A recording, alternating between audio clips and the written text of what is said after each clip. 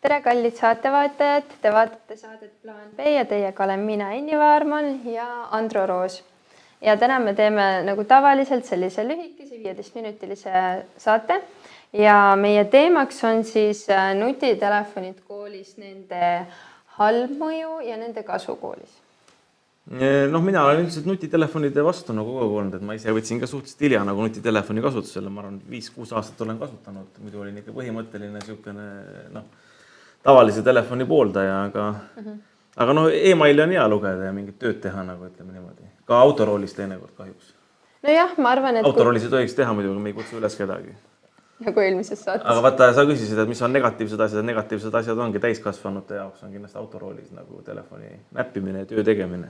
Ma arvan, see on halb mõju on veel see, et tegelikult me oleme nii sõltuvuses sellest telefonist, et kui me varem tegime ainult arvutistööd, on ju, meil oli nuputelefon, me võtsime kõned vastu, panime selle telefoni ära ja nagu väga ei tegelenud sellega ja saime nagu tööasja teha ainult siis, kui me olime seal kodus või tööarvutidega. Nojah, ja mulle tundub küll, et nagu hakkab nagu ajuhägu tekib, et hakkab aju peale nagu see asi, mälule jääb nõrgemaks ja eriti kui me räägime keskendumisvõime kaob ära ja eriti kui me räägime nendest ChatGPT-st, mis teeb sul kõik valmis ja oma aju ei ole vaja üldse selleks kasutada. Nojah, mina ei kasuta põhimõtteliselt. Oma aju või kui oma aju kasutan, aga kui ma ChatGPT-d olen kasutanud, siis ma ikkagi redigeerin ta üle nagu selles mõttes. Vaata, ma olen hakanud mõtlema ka seda, et ChatGPT, et kui inimesed postitavad nagu ainult ChatGPT asju nagu ise kriitiliselt üle ei vaata, siis me loemegi ju arvutite koostatud kirju nagu. Ja seal tegelikult ei ole ju tundeid ega emotsioone, sest seda kirjutab arvuti. Okei, ja täiesti nõus sinuga. Aga mul on sulle ette valmistatud 5 küsimust, mida me võime sinuga arutada ja need siis puudutavadki kooli, lapsi ja telefone. Et esimene on, kas telefon on koolis abivahend või segaja pigem? Kuidas sina kui lapsevanem näed seda? No mõlemat. Ma saan aru, et ikkagi kooli programm ja selle programmi elluviimine, et see on seotud nagu telefonidega, et nad peavad ju tegema, otsime mingit infot sealt. Nii et ta on nagu abivahend ka. Ja paljud õpetajad, ma tean, teevad seda, et kuidas seda öeldakse, Kahoot või mängivad, seal on ju tarvis õpilasel nagu mingid seaded, mis internetti ühendub. No näiteks meie koolis on niimoodi, et meil on olemas iPadid ja meil on ehk tahvelarvutid ja meil on olemas tavalised läpakad, et kui lapsel ei ole seda telefoni olemas, siis ta saabki võtta täpselt selleks tunniks endale tahvelarvuti ja mängida meiega seda Kahooti. Et tegelikult mina näen, et mina kui õpetaja näen seda, et pigem see telefon on segaja, sest on hästi palju selliseid olukordasid, kus mul laps lihtsalt võtab vastu ja ütleb, ja emme, ma olen tunnis, ma olen nagu päriselt, meil on tund, sa võtad, aga emme helistab. Ei, tunni ajal tuleb sellise juhul ikkagi, kui õpetaja nõuab ja see üldiselt ma usun, et nõuab, tuleb ära panna ikkagi telefon. Mitte võtta isegi siis, kui kõne tuleb, ega hääletu peale panna. Nagu vanasti, mul oli ka ju nuputelefon 12. klassis, 11. ja mida ma sain, et ega hääletu peal oli, vahetunni ajal võid kasutada. Sa oled selle poolt, et vahetunni ajal võib kasutada? Jaa, selle poolt ma olen. Miks? Sellepärast, et telefon on ikka suhtlusvahend, nagu, et võib-olla on midagi olulist näiteks lapsele öelda lapsevanemale. Midagi on juhtunud, vaata, on vaja teada anda sellest, on vaja pea hakkab valutama midagi, tahab isa ema järgi tuleks. Minu arust siuke asi on nagu vajalik. Jah, kui me sellest vaatenurgast vaatame, mis ma olen ilmselgelt sinuga nõus, sest ma olen ka lapsevanem.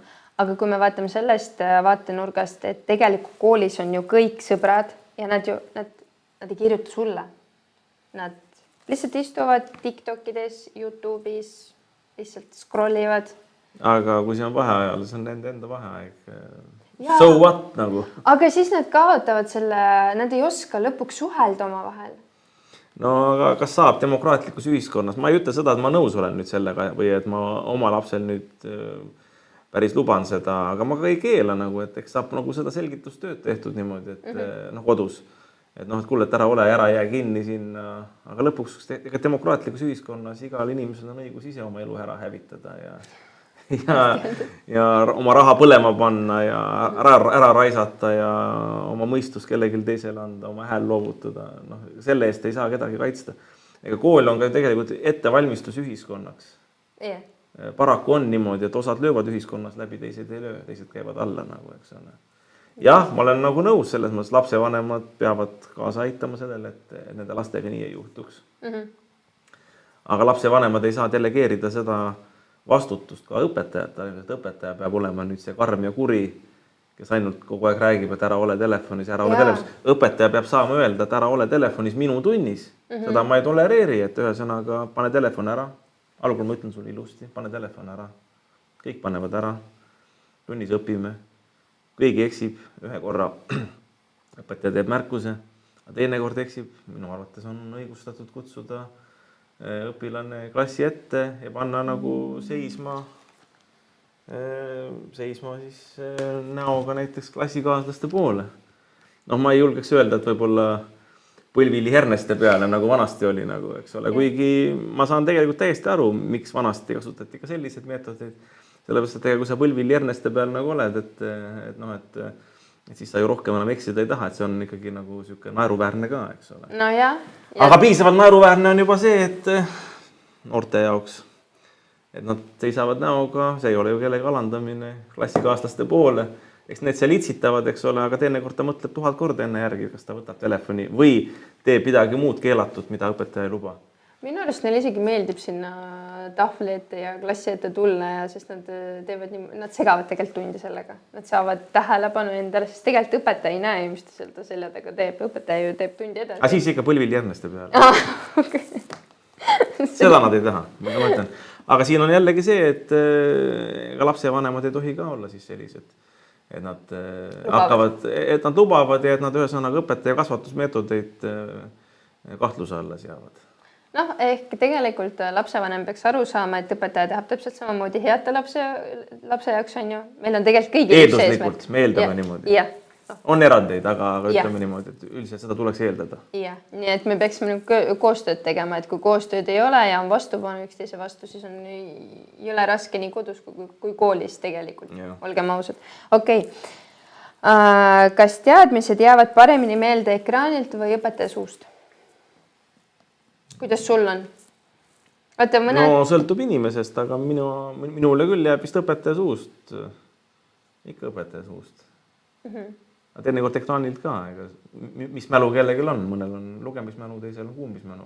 Ja, aga teiselt poolt ma arvan seda, et õpetaja oskab ju tegelikult kokku võtta selle info palju paremini, kui sina vaata, sa loed läbi ja sa pead ise ära genereerima, mis sul siin. Ilmselt küll, ja ma käisin ka siin hiljati, lugesin ja kuulasin, tähendab neid autokooli loenguid virtuaalvahendusel ja ikka sellest tegelikult on kasu eksami tegemisel ka hiljem teadmiste kontrollis, et sa oled kuulnud, et õpetaja ütles niimoodi.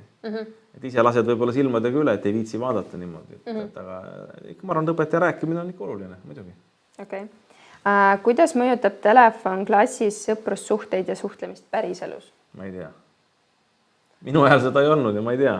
Aga sinu tütre näitab. Need suhted on ilmselt pealiskaudsemad, ma usun, nagu selles mõttes. Sa oled ju rohkem telefonis, nagu, kui suhtled teise inimesega. Ma arvan, et lapsed isegi rohkem kardavad ennast avada täna. Nagu nad tunnevad ennast telefonis kaitstumana. Kaitstumana. Jah. Kui päriselus, et nagu sind keegi nagu ei saa nii rünnata. Ja. Et see telefon on tegelikult täna selline hea koht, kus sa saad ennast ära peita tegelikult. Ja, nii on. Nii, kas koolis peaks keskenduma õppimisele või internetis olemisele? Õppimisele. Aga sa ju ütlesid, et meil on demokraatlik. No, eesmärgipärane on niimoodi, et sa õpid nagu. Ja. Aga ega kes ei taha, ega seda lõpuks sundida ei saa nagu. Elu teeb omad korrektuurid, las ta teeb nagu. Ega kool ongi ju nagu ka ettevalmistus ühiskonnaks. Ühiskond on meil ebaõiglane. Ja ma julgen öelda, et ta jääb meil ebaõiglaseks, ükskõik milline partei võimule tuleb. Et on maale püütud paradiisi teha, aga ei ole ühelgi riigi korral ega valitsejal ega kellelgi õnnestunud nagu see asi ja see ei õnnestu ka. Et elu jääb ebaõiglaseks, kool on ettevalmistus eluks, see tähendab muu hulgas ka ebaõiglaseks eluks. Ja vaata, mina väga ei võta ka isiklikult külge nagu neid jutte, et kui minu lapsed nagu kaebavad õpetajate peale, et hea küll, et ma saan aru, kui oleks seal mingit füüsilist vägivalda või päris nagu vindi ülekeeramist, see on teine asi, seda tuleb kuulata, sihukest ei ole olnud. Aga noh, et kui keegi räägib, et kuidagi natukene ebaõiglane hindamine või ei seleta piisavalt hästi. No eks need on sellised subjektiivsed hinnangud. Minu soovitus alati on nagu see, et aga mine räägi õpetajaga või mine ütle klassijuhatajale või midagi. Ütle avatud kaartidega, et kui õpetajad, ma ei saa aru nagu. Ja kui on nagu üldisem probleem, et siis tuleb klassikaaslastega klassijuhataja juurde minna, et sealt poolt. Aga ma sihukest ei poolda, et lapsevanem kohe võtab nagu peast ja juustest nagu kinni ja kohe nagu tõttab kirjutama läbi stuudiumi õpetajatele või direktsioonile või kuidagi niimoodi. Sest lõppkokkuvõttes on niimoodi, et õpetaja ikkagi on nagu see, kes valib nagu need meetodid ja tal peaks olema nagu see õigus. Ja lapsevanem peaks nagu aitama omalt poolt kaasa, mitte nagu intriige tekitama. Ja vaata, elu ongi ebaõiglane teinekord, et sealt ka sõklad eraldatakse teradest, et kes saab ebaõiglusega paremini hakkama, kes ei saa hakkama. Et elus ongi niimoodi. Maksuamet teeb võib-olla sinu suhtes mingi halva otsuse või teeb politsei halva otsuse näiteks seal. Ületad kiirust või lähed vales kohas üle tee, sa arvad seda, et sul oli selleks hea põhjus, politsei näiteks nii arvanud, teeb sulle trahvi. Sina arvad, et see on ebaõiglane, ta ongi ebaõiglane, aga sa pead hakkama saama selle ebaõiglusega. Ja niisama lihtne ongi. Koolis ka, said madalama hinde, kui sa enda arvates väärisid. So what. Tegelikult need hinded lõpuks ei määra sulle mitte midagi. Sa lähed 9. klassist, teed need eksamid, siis sa lähed gümnaasiumi, lõpetad selle gümnaasiumi ära, lõpetad ülikooli ära, aga päeva lõpus loevad sinu teadmised, sinu oskused, sinu suhtlusoskused. Ja oskus ka läbi lüüa elust. Ebaõiglastes tingimustes. Täpselt, et need hinded on väga suhtelised tegelikult. Aga kuidas sa arvad, kas telefoni keelamine on laste vabaduse piiramine või hariduse kaitsmine? Ei tunnis piiramine on hariduse tagamine, aga väljaspool tundi ma ütlen, et vahetunnis ikkagi igaüks teeb, mis ta tahab lõppkokkuvõttes. Aga sul ei ole tunne, et tänapäeval inimesed on natuke rohkem agressiivsemaks muutunud, sellised hästi õelad just sellepärast, et meil on liiga palju seda telefonis istumist, seda interneti. Aga ma ei tea, kas nad sellepärast on, et ütleme telefoni pärast. Et võib-olla telefon aitab kaasa ja aitab vahendada neid halbu uudiseid näiteks, mis seal on või teatud juhtudel võib-olla noorte puhul ka see, et mingid tehakse videod või naljapildid. Ma olen ikka näinud, et tehakse ka õpetajatest muide nagu. Jaa. Nii et vaadake, kus kohast te küpsis sööte või natuke küürus sellega käite, et tuleb kogu nagu enda üle valvel olla, et õpilased märkavad ja teevad videosid ja panevad üles.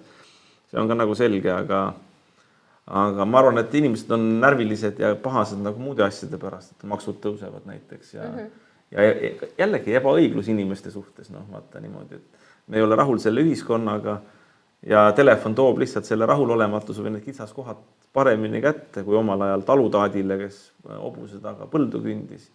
Ta kuulas linnulaulu, tal ei tulnudki see ühiskonna info kätte, isegi see, et kui mõisnik tahtis teopäevi tema käest saada, et see ei jõudnud kohe niimoodi hetkega, et künnab põldu, vaatab nagu, et oi, niimoodi, eks ole, et see võttis ikka aega, et kui käski alt kohale jõudis ja nii, et ma arvan, et telefon ei ole süüdi, telefon lihtsalt toob selle pahe meile kiiremini kätte. Ja muidugi, piirata tuleks telefoni kasutamist, aga piirama, kes peaks piirama, kõigepealt eelkõige inimene ise, ta peaks oma vabast tahtest aru saama nagu sellest, laps ka nagu.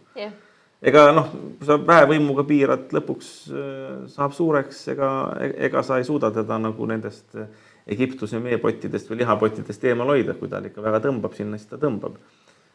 Lapsevanemad peavad kasvatustööga tegema ja siis 3. kohal on õpetajad nagu. Sest õpetaja lõppkokkuvõttes, ma tulen selle juurde tagasi, et ega ta ei saa koolis ära teha ka seda puudulikku kasvatustööd, mis kodus tegemata on jäetud või mida laps ise endaga ei taha teha. Laps peab ise ka endaga nagu tööd tegema.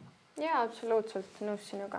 Mis teie arvate täna meie arutelust? Kirjutage kommentaare, kas te pooldate telefone või pigem mitte, eriti kui me räägime koolist. Teiega oli Enni Vaarman, Andro Roos ja meie lühike saade Plaan B. Jah, ja näed, kogu aeg helistatakse ja ongi see nutitelefoni orjus. Täpselt. Ja teiega.